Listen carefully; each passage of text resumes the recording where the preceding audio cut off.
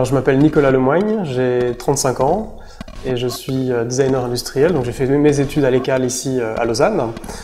J'ai fait mon bachelor en 2005, mon master en 2007. Ensuite, j'ai eu la chance de pouvoir rester dans cette école en tant qu'assistant d'abord, professeur et maintenant responsable département pour un master spécialisé dans le luxe. Et en parallèle, évidemment, donc, je poursuis mon activité d'indépendant et je travaille pour différentes marques suisses et européennes pour des projets plus industriels avec des enjeux évidemment économiques et en parallèle, après, des projets en galerie.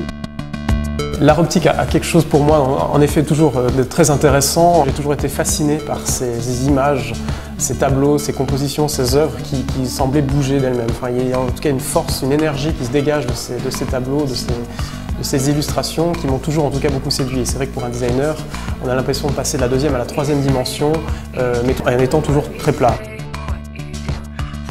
On m'a proposé donc un jour de dessiner, de travailler à partir de ce modèle, donc de la montre Bubble.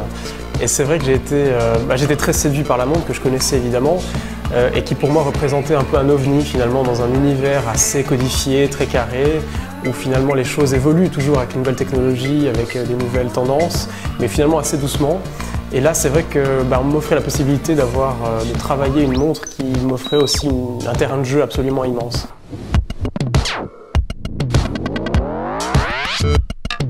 Là, tout l'enjeu, en fait, pour moi, était vraiment de ramener cette troisième dimension sur le cadran, donc de passer de nouveau de la deuxième à la troisième dimension, enfin en tout cas la ressentir, et par le biais évidemment pas le volume, parce qu'on ne peut pas créer des choses en 3D, mais plutôt par les ombres en fait, en essayant de créer des ombres, obscurcir avec une couleur simplement pour créer comme une illusion de volume.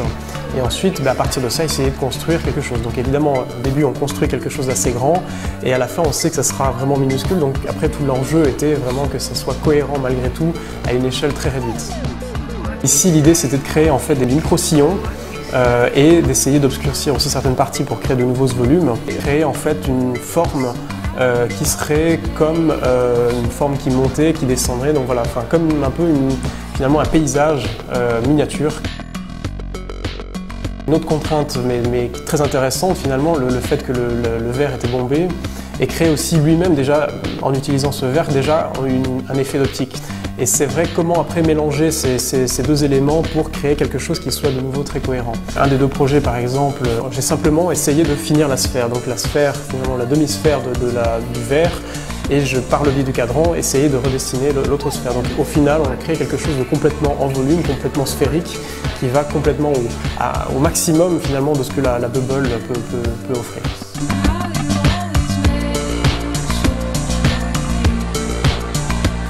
First.